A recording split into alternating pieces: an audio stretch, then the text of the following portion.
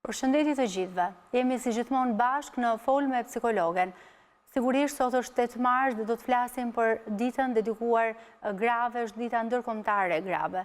Përballë meje është Nertila, është një vajzë guximtare, nëna një vajze të vogël, e cila ka vendosur sot në këtë studio të rrëfejë momentet më të vështira të jetës saj, në cilat është dashur të përballet, por sigurisht të gjitha mesazhet që ajo do t'jap do t'i dedikohen të gjitha grave të cilat ndodhen në një moment të vështirë, ndoshta në jetën e tyre dhe kanë nevojë, pse jo, edhe për forcë edhe për kurajo. Dhe kush më mirë se sa Nertila mund ta bënte këtë gjë në këtë ditë dedikuar grave. Përshëndetje dashur Nertil, mirë se erdhe në këtë studio. Faleminderit që pranove ftesën time për të ndarë historinë tënde sot me ne. Faleminderit që më keni zgjedhur pikërisht në këtë ditë mua për të rrëfyer këtë histori, por edhe të gjitha ato aspekte tjera për cilat ne do diskutojmë së bashku. Është gjithmonë kënaqësi të jesh në studiot e News 24 pas një shkputje sidomos disa vjeçare, pikërisht për arsye të atyre sfidave që neve mund t'i diskutojmë pas më vonë. Faleminderit shumë. Sigurisht Nertila është një vajzë që frymëzon, por për t'u njohur me të, përpara se të kalojmë në një bisedë dhe në një rrëfim të gjatë së bashku, le të ndjekim një insert që na njeh me Nertilën.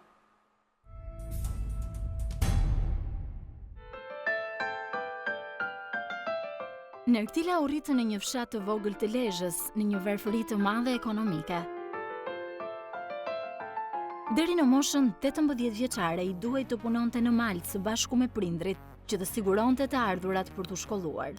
Në këtë periudhë u ndesh me mentalitetin e ashpër të zonës, por ajo kishte ëndra dhe dëshirat të cilat i jepnin forcë të dilte përtej atij realiteti, ku familjet, e sidomos gratë, dhunoheshin.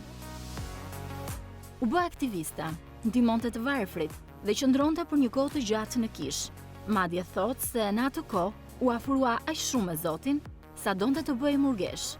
Ishin mësueset të cilat luftuan që ajo të shkollohej dhe të zgjidhte tjetër rrugë për jetën e saj dhe për të kontribuar në shoqëri.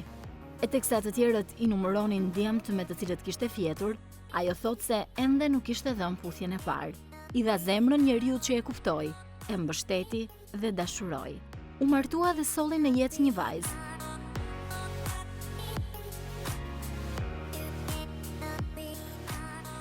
Por martesa u mbyll me divorc. Po lufton me një sëmundje të vështirë, por misioni i saj më i madh është të jetë ëngjëlli mbrojtës në tokë i vogëlushës së saj Celestinë.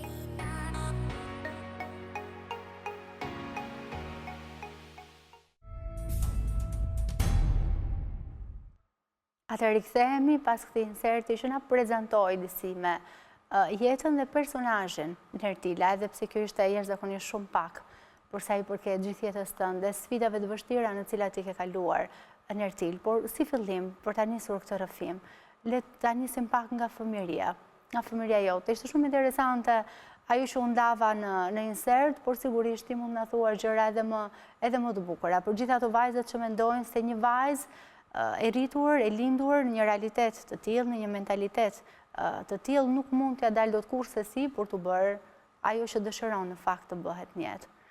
Më fol pak për pas kronologjisë atyre fotove dhe padyshim njerëzve më të dashur që unë gjeta në ato foto, dy gjyshet e mia në diametër, le të themi, disi ekstrem me njëra tjetrën, njëra me një shpirt shumë human dhe shumë altruiste dhe tjetra shumë sojnike, si themi, ne malsorët atje dhe shumë e fort, pas dritë gjyshja nga babi. Kanë qenë dy shtyllat kryesore në fëmijërinë time që pavarësisht të gjitha atyre vështirësive që unë kisha, ato të dyja luftonin shumë për arsimimin tim. Njëra më jepte forcë që mos dëgjoj asnjë gjë tjetër, vetëm shpirtit, zemrës time dhe asaj çfarë doja, dhe ishte gjyshja ime nga babai, ndërkohë që gjyshja nga nëna kujdesej edhe me bukën edhe me lekët ndonjëherë të pensionit saj që unë të shkollosha ose mos ndahesha nga miqtë, mikeshat e mia edhe te shkolla për të marrë ose bler një karamele, ose edhe për atë frymen pozitiviste që dada si e quaj unë, çdo ditë e jepte unë edhe sot të kësaj dite sepse ajo vazhdon të jetë gjallë, gjyshja nga mami.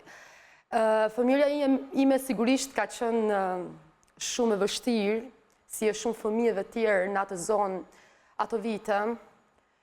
Kujtoj se ishin vite ku Shqipëria qëndronte në tranzicione shumë të mëdha, mes emigracionit që mbante gjithë Shqipërinë, por edhe tendencës së një vendi të vogël për të zhvilluar dhe aso kohë në oboret e kishës katolike, në fshatat ndryshëm në veri, unë angazhohesha që e vogël në fushatat sensibilizuese, duke hequr kështu pak mendjen edhe nga problemet e mëdha që unë përjetoja vetë si fëmijë në familjen time.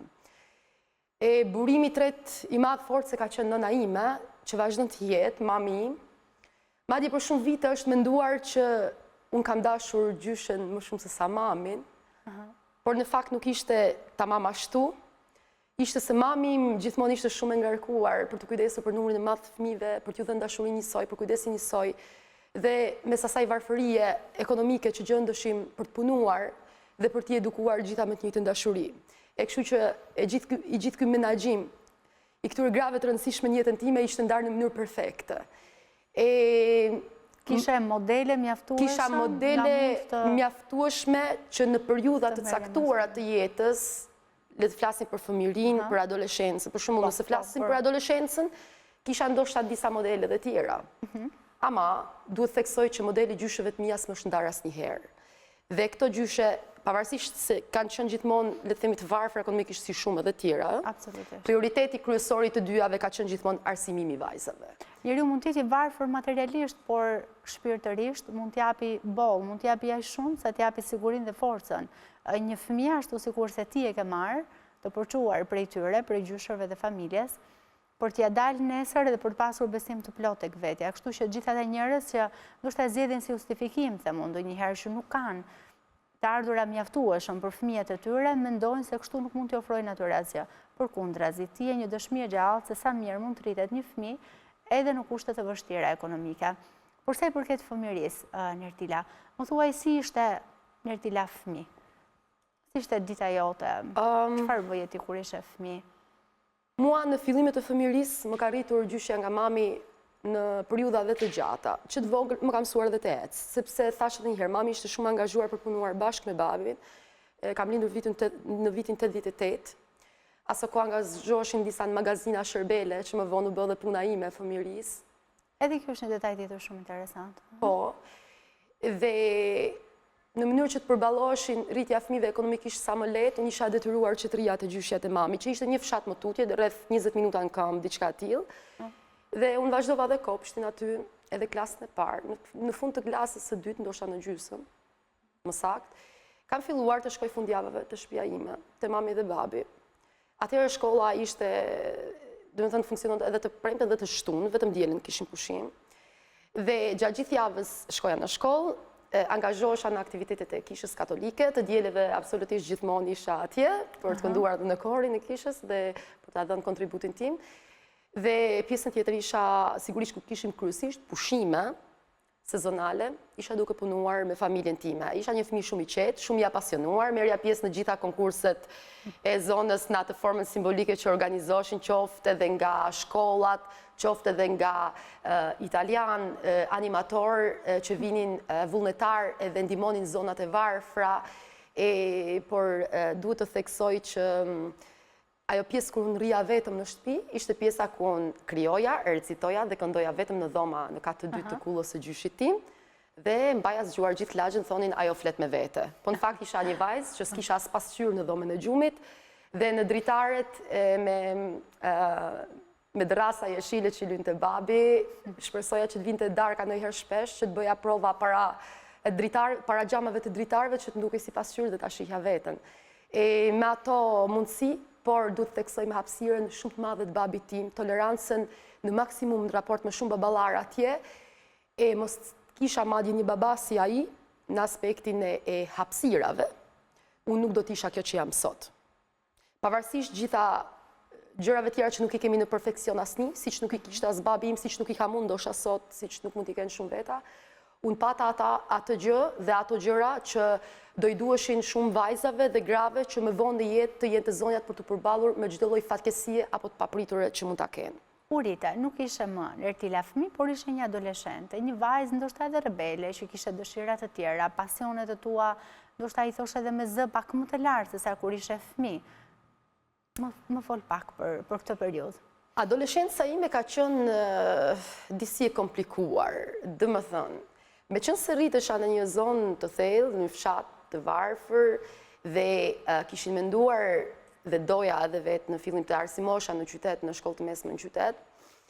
Duhet sigurisht përballesh edhe me pjesën që duhet punoja që e vogël më shumë, tashmë më shumë edhe në adoleshencë, për të përballuar edhe shpenzimet mia, por edhe për të ndihmuar edhe familjen bashkarisht. Duhet përballesha edhe me tashmë implementimin e ëndrave dhe aftësive apo talentit që Nertila kishte shfaqur ndoshta në ambiente të ndryshme ku merrte pjesë në shkolla apo qendra kulture. Duhet përballesha me dëshirën e Nertilës për të qenë ndoshta pse jo më vonë një gazetare, bile shumica e zonës time më së shumti tash më thon ajo gazetarja, sepse fillova të angazhohem në televizionin lokal të qytetit. E prezantoja spektaklet në Pallatin e Kulturës. Sa vjeç ishe atëherë? Atëherë kam qenë 15-16 vjeçe. Madje kam qenë edhe një aktore si quhet, amatore, më falni. Amatore me, le të themi, estradat simbolike të qytetit për të luajtur komedi dhe drama. Përfshihesha edhe në aktivitetet vazhdimisht sërish të kishës katolike për të përcjell drama dhe këngë të ndryshme, sepse filloi ajo periudha e ca rrëmujave të mëdha në Shqipëri, që duhet, madje ishte një periudhë që duhet ta kujtoj të adoleshencës time që ka ndikuar shumë në formimin tim më vonë, periudha kur shumë vajza u grabitën në vendlinjën time, u morën, trafikuan dhe shumë erdhen të vrara. Vajzat që më kishin grabitur edhe para syve sa po kaloi repartin ushtarak të Gjadrit, nga fshatrat ndryshëm, dhe madje edhe një sekuencë kur për pak do të ndodhte njëjta gjë dhe mua, por mos ishte një djalë me emrin Fabian që sot nuk jeton më. Fal atij, unë nuk u trafikova. E bëj biznes shumë i madh me vajzat në ato kohë dhe për mua kjo ishte një traumë tjetër. Edhe pse trafiku kalonte para dyrëve tona, para rrugëve të shkollës, edhe pse plumbat kalonin sipër kokës për arsye të ndryshme aso kohë të gjendjes së Shqipërisë, unë shkoja në kanal dhe shkoja në shkollë. Donin të ndalonin shkollën që mos të më kapte një plumë qorë, unë nëpërmjet një kanalit madh ikja në shkollë, edhe repartit ushtarak. Doja të ikja në shkollë dhe s'doja të ndalja shkollën pavarësisht situatave. Padyshim angazhimi im tashmë ra dhe në sy në sensin e se jo shumë vajza merreshin me jetë publike, mund të ishin shumë pak, mund të ishin dhe gra, të cilat paguheshin. Unë isha vullnetare gjithmonë. Por më ka shërbyer shumë. Dhe duke qenë se angazhohesh, bjen edhe në sy padashje apo fal asaj që ti prezanton paraqet. Do të përballesh edhe me paragjykimet shumë të mëdha. Nëse unë kisha të ftuar intelektual në studio dhe isha vetëm 16 vjeç, jepja dhe lajmet ose emisionet tjera televizive, nëse unë prezantoja spektaklet dhe pas spektaklit isha ulur me njerëz që kishin organizuar dhe bashkëpunuar. Në familjen time dhe në fisin tim, numri njerëzve të ftuar, një pjesë e tyre prezantoheshin si numër listës së dashurve të mi, që s'kisha dhënë akoma puthjen e parë. Filluan goditjet morale dhe tek unë, pavarësisht se gjëra shumë më të rënda po ndodhin me jetën e vajzave të tjera që u bën viktima. Megjithatë unë qëndrova fort, edhe me gjithë pengesat ndoshta kam parë edhe lot në sytë e nënës time, duke përjetuar paragjykimet e padrejta që njerëz dhe komunitet shoqëri, madje njerëz të arsimuar, i bënin pas krave të një vajze që kishte ëndra dhe ishte e varfër. Në fakt, Nertila, për fat të keq kjo ndoshta ky lloj realiteti, cilin ti po përshkruan në këto momente, besoj që shumë njerëz mund ta gjenin veten aty, madje edhe shumë vajza që janë duke na dëgjuar në këto momente, ndoshta nuk jetojnë fare në një periferi edhe në një fshat siç ke qenë ti në ato periudhë, por ndoshta edhe në një qytet shumë të madh, dhe ky është një mesazh shumë i fortë. Edhe për këto njerëz të cilët angazhohen vazhdimisht, pa të drejtë, duke gjykuar dhe paragjykuar, qoftë një vajzë kaq të vogël në atë moshë që ishe ti, që ndoshta jeta e saj ndoshta nuk shkonte paralel me ato mendimet edhe mentalitetin që mund të kishte në kokën e vet, dikush tjetër. Njerëzit. Po kjo ishte një arsye që mua më bën që të lidhesha më shumë vetëm me dikë që i besoj. Ndikoj aq fuqishëm tek unë sa deri në një moment të caktuar që pata një bisedë, unë tashmë them siç e mendova atëherë, e pata me veten dhe Zotin atë bisedë. Se më dukej sikur isha braktisur nga gjithë dhe nuk isha bërë asnjë faj, asnjë gjë për cilën diskutohej dhe bëhej.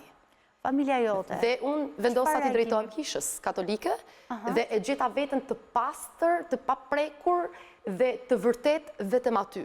Ishte moment që pata një ngarkesë aq të madhe emocionale sa s'doja të shihja më njerëz të botës jashtme përtej asaj çka feja mua më ofronte, ose mund të ishte edhe xhami, pa rëndësi ka.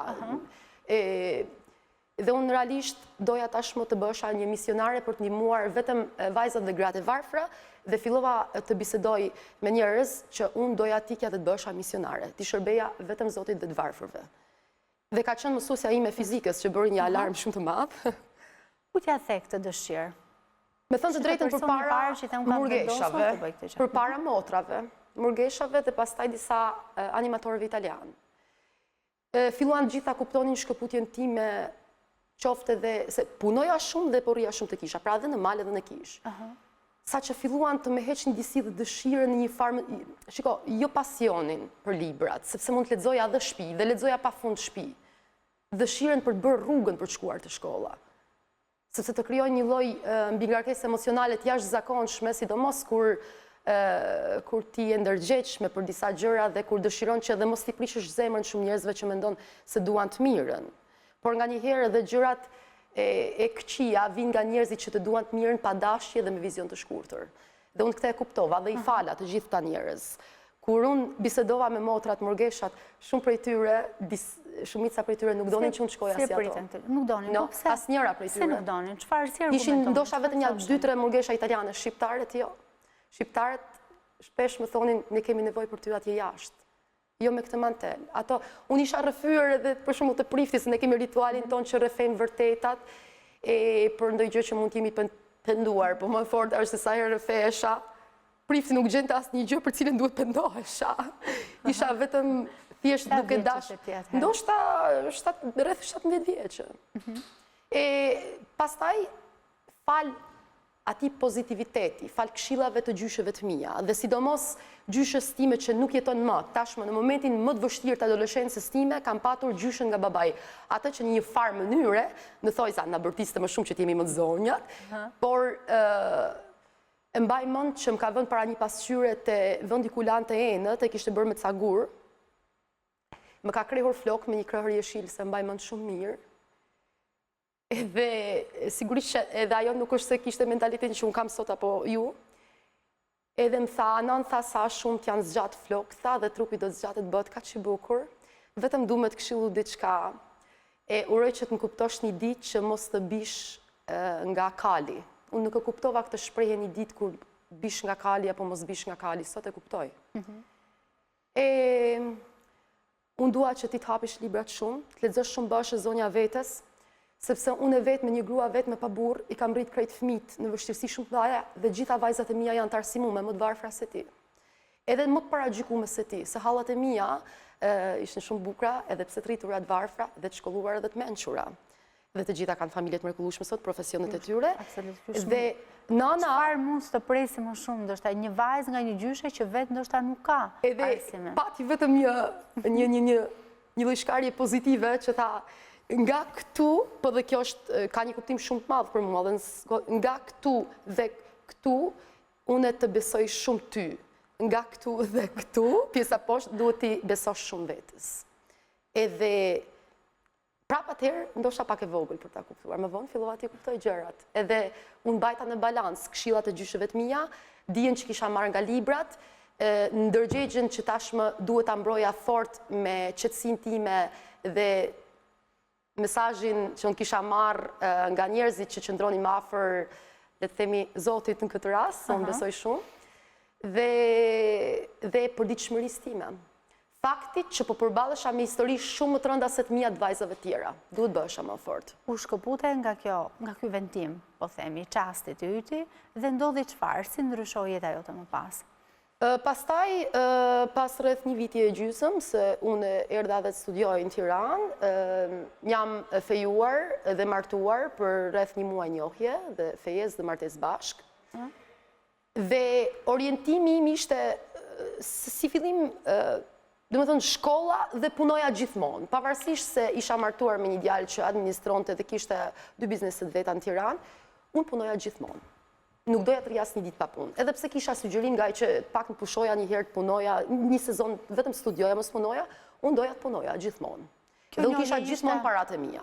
Gjithmonë paratë e mia. Kjo njohje ishte vetë u njohur rastësisht nëpërmjet dikujt tjetër? Si ndodhi?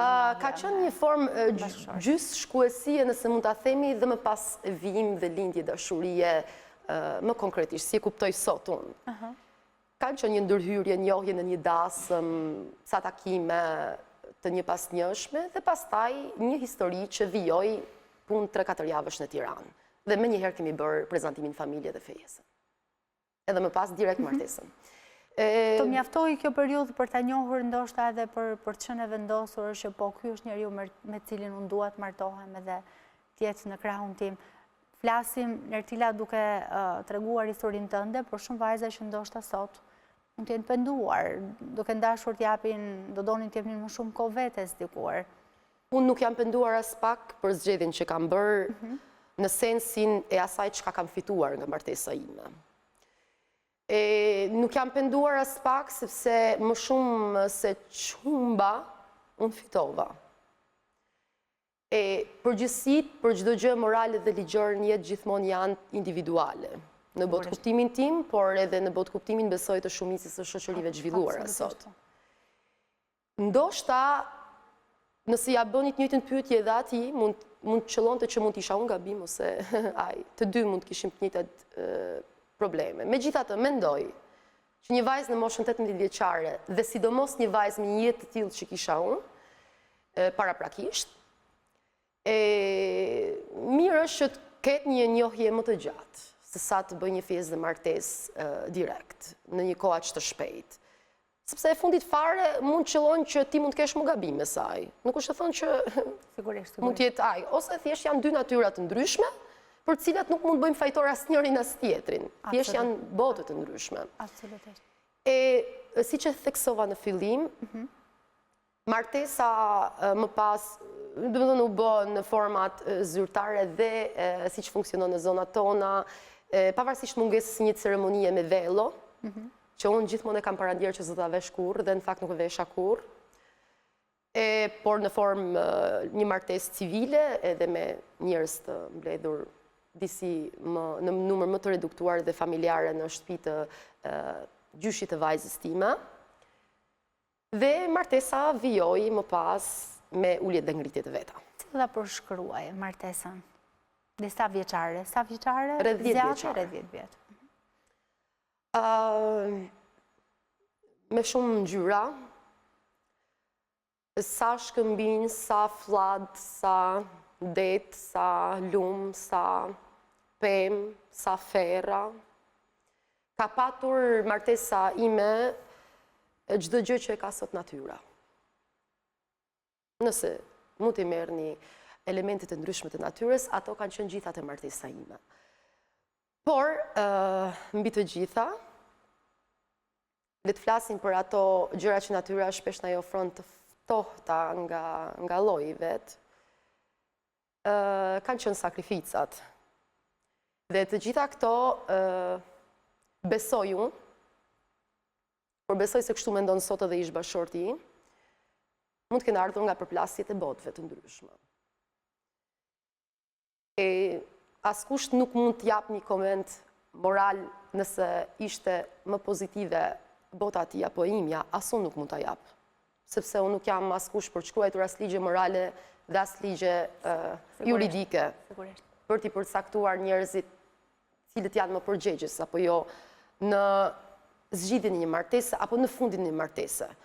Unë mund kisha menduar më parë vdekjen nga sëmundjet që kam kaluar, që tashmë i kam nën kontroll, le të themi, se sa mund kisha menduar ndonjëherë mbarimin e martesës sime, fundin e martesës sime. Megjithatë, ashtu siç tashmë kisha dëgjuar edhe nga shumë histori, shumë të mëdha histori, dashurie që kanë frymëzuar edhe botën, ashtu filloi dhe mbaroi edhe martesa ime. Por para se të shkojmë tek fundi i martesës, ti u bëre nën në këtë martesë. Ke një vajzë, Celestinën, një vajzë pafund të bukur. Faleminderit. Le të flasim pak për këtë lloj përjetimi. Qenia jote si nën tashmë, në gjitha stadiet e kaluara, adoleshenca, u rrite, tashmë u futën një tjetër fazë, 18 vjeç, fare vogël, por gjithsesi mori vendim të rëndësishëm dhe u bëre grua, u bëre një njeriu që vendosje vetë për jetën tënde dhe më pas erdhi stadi ndoshta më i bukur i jetë i të bërit nën. E bukura ka filluar që të ngjizja. E shtatzanis që kisha rekomandim nga mjekët të mos vijoja shtatzani, sepse rrezikoj jetën ime dhe fëmijës. Kam ndruar 3-4 herë doktor, vetëm të mos merrnin vesh opinionin e njërit tek tjetri, për të parë mundësinë tek vetja, sepse diçka kishte fituar në trupin tim që duhet të kurosha paraprakisht, që mos kisha një shtatzani të shpejt. Isha rreth diku 25 vjeç dhe kisha vendosur me veten time ndjeja shumë që është momenti që unë të bëhesha nën. Dhe gjithmonë e kisha thonë edhe miqve dhe mikeshave të mia që unë nuk dua të bëhem asnjëherë nën pa patur një moshë disi të pjekur. Nuk mund thoja ndoshta shumë të madhe apo disi pjekur. Të paktën thoja gjithmonë 25. Dhe sikur e kishte dëgjuar Zoti këtë dëshirën time dhe në moshën 25 vjeçare unë ngeli shtatzon dhe vijoj shtatzonin time duke mos marrë parasysh atë çka mjekët rekomandonin her pas here dhe më besoni që ishte hera e parë që unë kisha vendosur që nëse vdekja vjen më sigurt, le të më vinte nga lindja një fëmije.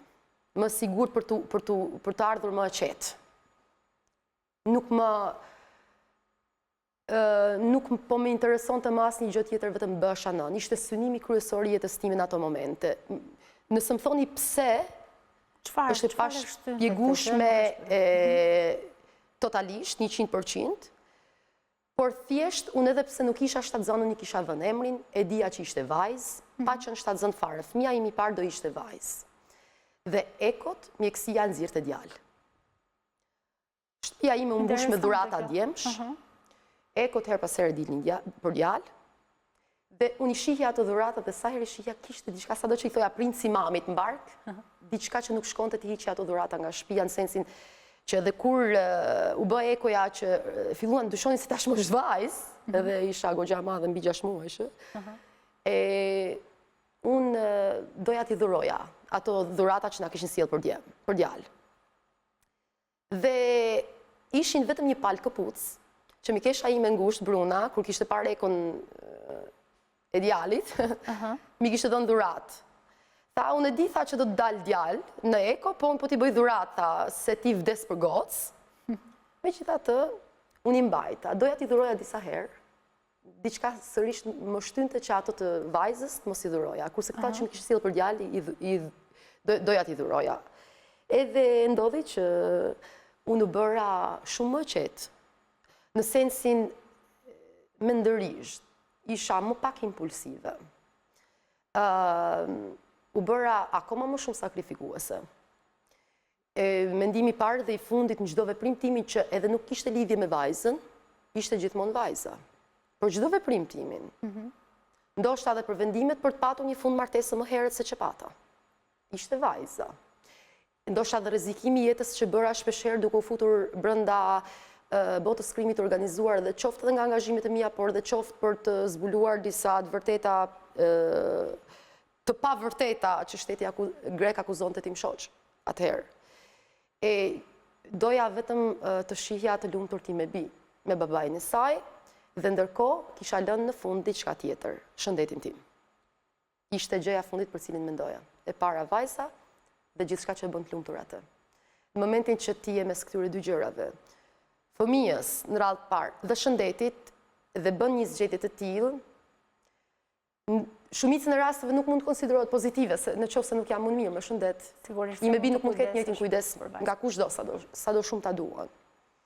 Dhe mundova të krijoj një balancë mes dashurisë së madhe dhe mirënjohjes ndaj Zotit për dhuratën që më kishte bërë, edhe gjithçka tjetër për cilën duhej t'i tregoja vetes, por edhe jetës, se unë mund t'a bëj, se personet që mund t'a bën të më mirë isha unë. Dhe kjo ishte mbajtja ngushtë e familjes, pavarësisht formave. Bashkëshortë yt kaloi në një situatë shumë të vështirë. Ti shndrove afër deri në momentin e fundit, derisa ai e zgjidhi ndoshta këtë problematikat me drejtësinë, ashtu sikurse e përmendte në rrëfimin që bëre në shtetin grek. kur gjithçka shkonte shumë mirë dhe teksa ishit ribashkuar në familje, vendosët t'jep një të fund kësaj martese. Ndoshta shumë njerëz edhe ti vetë e thua janë çuditur edhe kanë pyetur se pse i dha të fund kësaj martese. Unë e di shumë mirë, ti e ke bërë tashmë publike edhe këtë që në gjitha statuset që shkruan edhe në Facebook, për gjitha të njerëzit që janë kurioz ndoshta më shumë se sa ç'duhet ndonjëherë për të marrë vesh diçka ndodh në jetën e tjetrit. Ti ke vendosur dhe ke thënë që unë nuk do flas asnjëherë për këtë arsyen që e çoj në këtë vendim, këtë martesë. Por unë dua të di nga ty sot, Nertila, nëse ne japim fund martesës, nëse dikush mendon që kjo martesë nuk duhet të zjatë më, çfarë shkon më pas? Si vijon jeta e një nëne me një vajzë të cilën duhet arris vetëm tashmë? Ti pjesë më të madhe ndoshta ke qenë e vetme për shumë arsye, por me përfundimin zyrtar të martesës i bie ti jesh prindi, kujdestar, primar i vajzës tënde të vogël. Sigurisht jeta bëhet më vështirë. Shumë gra edhe nëna, ndoshta ti me të drejtë e thua edhe përcakton në gjithçka më kishe shkruar, në një përshkrim që më kishe bërë të pyetjeve që më kishe dërguar, që nuk e dhunuar asnjëherë. Ndërkohë që sot flasim për gra edhe vajzat e cilat jetojnë në martesat e tyre, qëndrojnë aty, peng shpeshherë, edhe pse dhunohen, fyhen rregullisht. Ndoshta një pjesë për i tyre mund të rrezikohet dhe të kërcënohen edhe me jetë dita ditës, por nuk arrin dot ta marrin këtë vendim, t'japin fund martesës së tyre. Shpesh justifikohen duke thënë se bëjnë për hir të fëmijëve. Çfarë mund të thoshim për një vendim të tillë dhe për jetën që vjen pas divorcit? Unë sigurisht në këto momente duhet të mbaj një qëndrim shumë të balancuar mes një juriste të re në perspektiv, por edhe një gruaje si që thua vetë që është përballur vetë me një proces të tillë edhe me një vijimësi pas ndarjes. Së pari, duke parë historikun personal të secilës në martesë, para një vendimi të tillë duhet të shohim çfarë kemi fituar dhe humbur konkretisht nga martesa. Nëse ka fëmijë kjo martesë, situata është krejtësisht ndryshe. Unë nuk do preferoja që të vijoj, unë në jetën time nuk e di çfarë do të thotë që të gjuaj shpu një burr, mua personalisht. Po, kam parë gra, i kam parë dhe me pistolet mbi kokë. Por, thash edhe një herë, martesa i kërkon sakrificat e saj, për disa arsye të caktuara. Por nëse dhuna bëhet sistematike, rriten fëmijë duke parë dhunë sistematike dhe bën të dhunshëm. Dhe ju do të thonit, për shembull, mund bënit pyetjen, po ata që kanë zgjatur martesën deri në fund janë dhunuar gjithë jetës, çfarë gjeti ata që nuk e përfunduan martesën? Shumë njerëz e thonë. E thonë dhe vazhdojnë ta thonë. Po. Historiku i këtyre familjeve nuk fillon dhe mbaron te martesa atyre dy personave, po te produkti, vazhdimësia, se ata edhe biologjikisht do vdesin. Çfarë kanë lënë mbrapa? Kanë lënë fëmijë që përballen me fatkeqësi të cilat edhe psikologët më të mirë botës ju e dini, i kanë konsideruar si trauma familjare dhe madje krimet më të rënda njerëzore janë konsideruar që vijnë nga traumat familjare, nga marrëdhënia e prindit me fëmijën. Unë kam provuar të shoh sikur jam rritur aty në fshat, por edhe në fshatra tjera apo qytete histori të ndryshme, e trajtuar edhe nga afër për shkak të angazhimeve.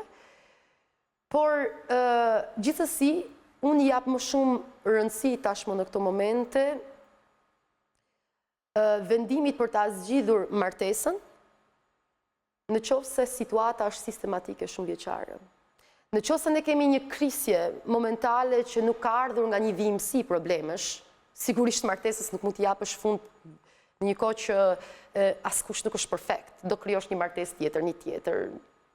Dhe kjo është problematike, sepse shikoj dhe divorce që bën për arsye, të më falni, po kur kujtoj qoftë dhe historinë personale, se me çfarë mosh dashur të përballem, të humbë dhe fëmijë nga kërcënimet e historitë të tjera, apo kur shoh që divorcohen për çështje mos komunikimi për shkak Facebooku, nuk e di, komente, diçka tillë. Për arsye banale. Banale, është është realisht për të traumatizuar se përse atëherë duhet bënë kaq shumë martesa. Më mirë mos bëj fare martesë, bashkëjeto dhe A i mungon vajzës tënde dhe babait, cili është raporti i tyre mes njëri tjetrit? vajzës Edhe time, bi pas divorcit tuaj. vajzës time nuk i ka munguar babai as kur babai nuk ishte këtu.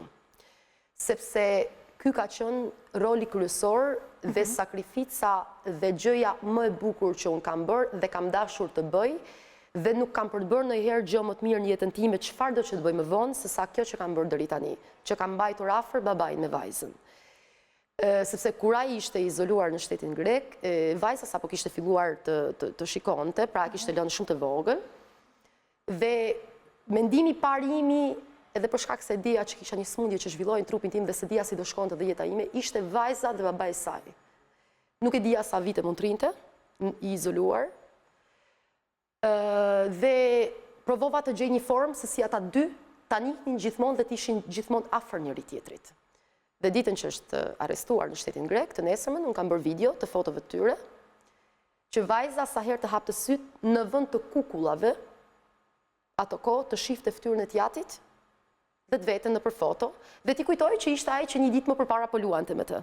Dhe vajza ime në asnjë moment nuk e harroi, edhe pse qëndroi gati 2 vjet pa babain, eci, foli, dhe ditën e parë që janë takuar, babai i vajzës time është zverdhur komplet, kur vajza vrapoi sa e pa nga larg, kujtohet skenat e një karburant afër zoguzi, dhe menjëherë në krah babi, dhe ai nuk realisht e pash që ishte mirënjohës më shumë se për asgjë tjetër që kisha bërë për këtë që kisha bërë, që kisha mbajtur afër vajzës. Dhe më tha, unë mendova se të pak në një muj do vënoj të pak të miqësohet me mua. Dhe thash, ti nuk je miku i asaj, në radhë parë nuk je miku i asaj, je babai i saj, dhe nëse je babai i saj është nëna që duhet ta mbaj afër babait. Dhe ata të dy takohen, mos duhet them që brenda javës ka raste që janë bashkë më shumë se sa që është vajza me mua, sepse çdo ditë në mëngjes kujdesemi ta çojmë bashkë te kopshti, pavarësisht se jetojmë të ndarë, sigurisht, mbas ditëve takohemi për kafe, qeshim me vajzën për vajzën, fillimet e divorcit padyshim nuk kanë qenë, le të themi, kaq të ngrohta në komunikim, sepse në një farë mënyrë tani unë duhet ta them edhe këtë. Unë jam divorcuar duke edhe mos mbaruar ndjenja totalisht ndaj atij. Dhe atë ndjenjë që unë e kisha, unë e përcolla dhe ja kalova akoma më shumë marrëdhënies me vajzën. Dhe ata janë tashmë jo vetëm babë, bebi sigurisht, po janë miqtë më të mirë. Edhe unë nuk mund të them se mund ta shoh si një mik bashkëshortin apo ish bashkëshortin apo si një shok në kuptimin mirëfilli të opinionit jo vetëm shqiptar, por më së shumti e shoh dhe është ortaku më i mirë i mundshëm me të cilën mund të rrisja dhe të edukoja ti me bi pavarësisht formës të ndarë apo bashkë. Ky është mesazhi më i bukur që ti mund të jepje në këtë ditë për gjitha gratë. Unë mendoj që kemi kaq shumë nevojë për të dëgjuar mesazhe të tilla, Nertila, në një realitet ku shpesh për fat të keq njerëzit, çiftet, familjet armiqësohen kaq shumë me njëri tjetrin, luftojnë kaq shumë kundër njëri tjetrit, duke i përdorur për fat të keq fëmijët e tyre, edhe duke i kthyer ata në një objekt për të kënaqur në fund vetëm egon e tyre, duke i dëmtuar pafund ata fëmijë për cilët thonë se janë se i bëjnë gjitha sakrificat, se luftojnë për ta. Në fakt, me gjithë sjelljen e tyre dhe gjithçka bëjnë për fat të keq i dëmtojnë pafund. Kështu që kjo që ti sapo the, do të ishte mesazhi mendoj më i bukur për gjithë ata njerëz që mendojnë se është e pamundur të divorcohen nëse ka fëmijë, se është e pamundur të jetohet post divorcit, edhe me pamundësira shumë të mëdha sikurse ke pasur ti, me një jetë shumë të vështirë, me sfida shumë të vështira, gjithçka mund të superohet, mund të kalohen, dhe vetëm kjo lloj force dhe kjo lloj rrugë do të ishte më e mira në rast se do dëshironit vërtet të mbronit edhe të mos i dëmtonit fëmijët tuaj. Faleminderit shumë. Nertil, nëse do thuash një mesazh të fundit për ta mbyllur këtë bisedë, jemi në fund të bisedës tonë. Unë ju uroj gëzuar 8 marsin të gjitha agrave dhe vajzave shqiptare, e motrave të këtyre burrave dhe djemve që neve rrim dhe ndajmë çdo gjë çdo ditë me ta, Po nga ana tjetër, për mua nuk është, më shumë është formë protestës së sa që shfes 8 marsi, Sigurisht. duke uruar që bashkëshorët, vëllezër dhe kushdo tjetër që ka mundësi në komunitet dhe institucione, t'i përkushtohen sa më shumë anës psikologjike të grave shqiptare për qenë sa më shumë të lumtura, duke i ofruar të gjitha ato hapësira, të paktën minimalisht për të mos i penguar në hapësirat meritokratike që ato të jenë më të lumtura, në këtë formë edhe familjet do të jenë më të lumtura, në këtë formë do të ketë edhe divorce më pak, në këtë formë do të ketë edhe kulturë më shumë, dhe fëmijët dhe breza do të rriten më të lumtur dhe padyshim për 8 marsi, pastaj do të konsiderohet si diçka që tashmë është një dogmë botërore e revolucionit të grave për punën në botë dhe fokusi kryesor të jetë ardhmja dhe ardhmja mban emrin fëmijë. Mos të bëhet asgjë për urrëtie dhe për të kaluarën, në emër të kaluarës, të bëhet gjithçka në emër të së ardhmës, duke vënë në plan të parë dashurinë. Faleminderit shumë. Faleminderit juve që ishe këtu me mua. Pas një shkëputje fare të shkurtër, do të rikthehemi sërish në studio për të vijuar bisedën tonë me një tjetër të ftuar.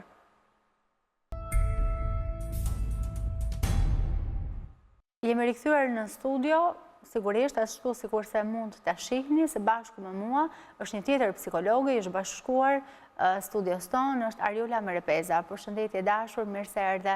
Faleminderit që sot këtu në ditën ndërkombëtare të gruas.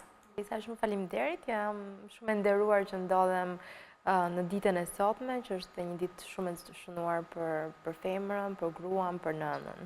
Faleminderit shumë, Ariol. Le ta nisim me rrëfimin që sapo dëgjuam. Besoj na dëgjove nga fillimi deri në fund, atë që Nertila rrëfeu në këtë studio.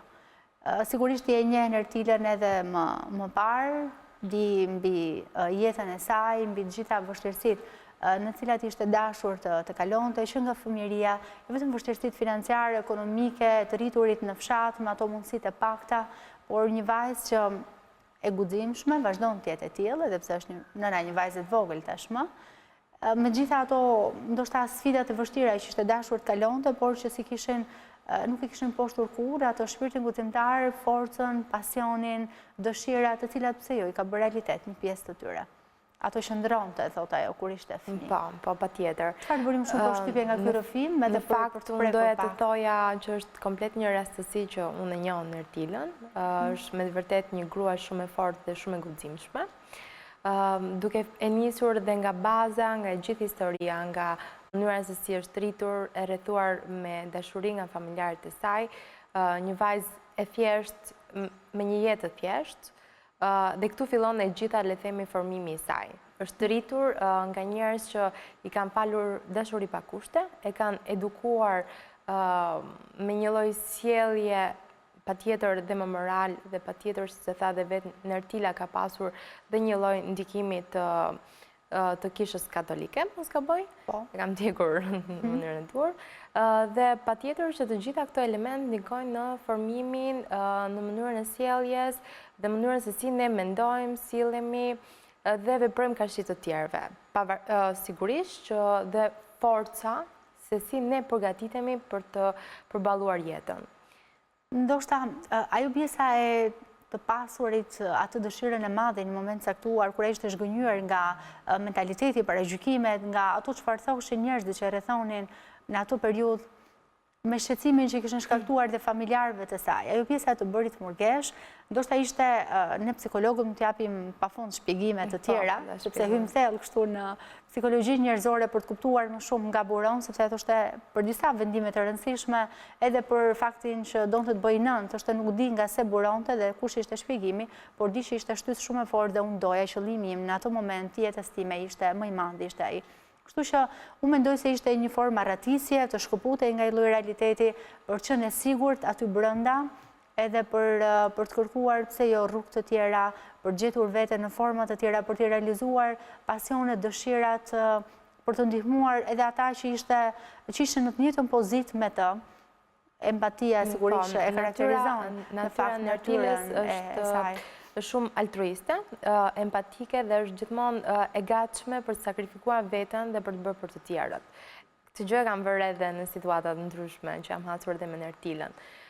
Patjetër që të gjitha rrethanat, elementet, mentaliteti, kushtet e vështira në cilën ajo ka jetuar pra në pjesën veriore, si që përmendi, ishte një lloj aratisje nga realiteti dhe ka menduar që kjo është një zgjedhje. Patjetër pastaj ka menduar që ka arsye më të forta për shkëputur nga kjo zgjedhje, siç ishte dhe zgjedhja për të bërë nën, që ishte një dëshirë pavarësisht nga rrethanat gati të pabesueshme ose të pamundura që dëgjuam dhe historinë e Nertilës, është pak a shumë si një prallë me makthe, është histori e vështirë, por siç mund të jenë hasur edhe shumë vajza asaj kohe, si rasti Nertilës, ajo ja doli mban. Ja doli mban jo vetëm të bëhej nën, jo vetëm të dedikohej dhe të rriste vajzën e saj të vogël. Pavarësisht kushteve të vështira shëndetësore, ajo akoma lufton, e gjen forcën, sigurisht edhe nga të afërmit e vet, edhe vet bron nga personaliteti që ka, që është natyrë energjike, pozitive, optimiste, sigurisht dhe vajza që ka i fal shumë dashuri dhe e plotson me forcën e saj për të luftuar dhe për të vazhduar akoma të jetojë. Ajo se nën kishte bërë një zgjedhje. I dha fund martesës, por raporti mes ish bashkëshortit të saj dhe vajzës është i shkëlqyer, tha ajo, madje kalojnë më shumë kohë ata të dy së bashku se sa unë me ti me bi. Edhe ky ishte qëllim në vetvete që inicohej, motivohej, edhe ajo investoi fuqishëm që kjo gjë të ndodhte. E kishte bërë këtë edhe në periudhën kur ai nuk ishte qenë prezent në familje për shkak të një situate tjetër të ndodhur në ato periudhë. Çfarë mund të thoshim për Nertilën si nën? Në gjuhën e psikologëve ne dimë shumë mirë janë modele sjelljesh. Ne përcjellim te fëmijët disa modele dhe në këtë rast kemi një model pozitiv dhe shumë të shëndetshëm për fëmijën. Pikë së pari nuk kemi më nevojat tona personale që mos shikojmë, mos kemi më kontakte me ish bashkëshortin, sepse normalisht duke ditur dhe historinë që kemi pasur na përcjell emocione negative, por këtu në thelb ne kemi nevojat e fëmijës. Nevoja e fëmijës është që të shikoj babain dhe nënën, t'i ketë pranë, të shikoj një marrëdhënie pozitive, pavarësisht se në jetën e tyre nuk për shkak të rrethanave nuk ndodhen më bashkë. Ama kjo ndikon që fëmija të rritet me emocione pozitive, ndikon që në një të ardhme të ketë dhe të krijojë marrëdhënie të shëndetshme, dhe vetë fëmija të ketë një personalitet shumë të fortë dhe aftë që të përballojë situata të tilla me të gjitha vështirësitë që sjell jeta. Jemi në 8 mars, në ditën ndërkombëtare të gruas.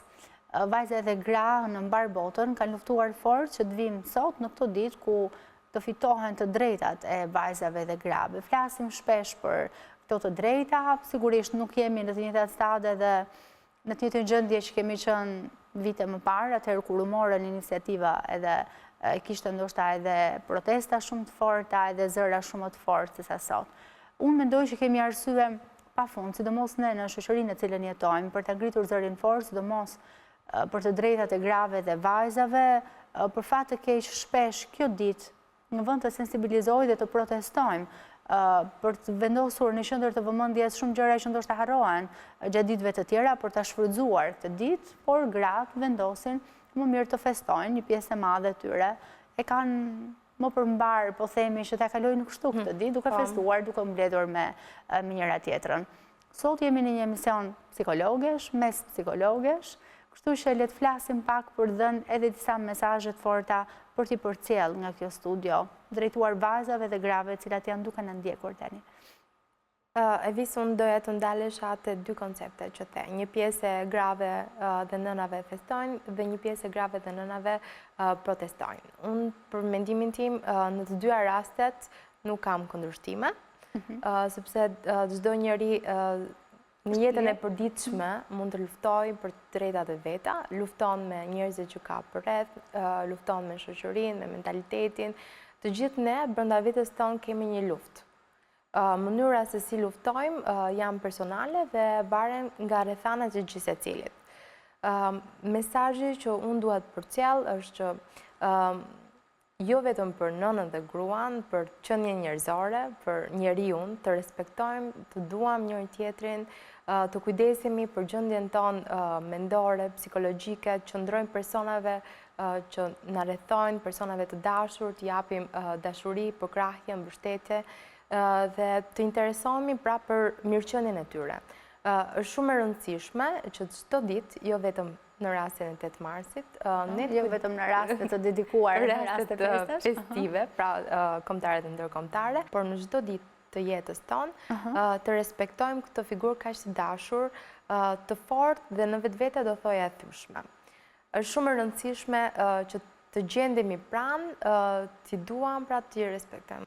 Arjula, faleminderit që ishe sot këtu me mua, për gjitha mesazhet që ndam së bashku në këtë ditë të gruas, të vajzave në 8 mars. Faleminderit e dashur. Visa, faleminderit dhe suksese për emisionin. Faleminderit. Përpara se ta mbyllim këtë emision, sigurisht ju rikujtoj, si gjithmonë mund ta ndiqni Fol me psikologen në kanalin e Gazeta Shqiptare në YouTube dhe çdo të mërkurë, ora 21 në Gazeta Shqiptare. Por përpara se të ndiqni siglën e mbyllëse të këtij programi, ju lë të ndiqni disa mesazhe të forta të dedikuara për gratë dhe vajzat në 8 mars, nga figura të njohura në shoqërinë tonë, nga vajza dhe gra, të cilat janë personazhe jo të panjohur në Shqipëri. I ndjekim dhe më pas siglën mbyllëse. Bashkë mirupafshim.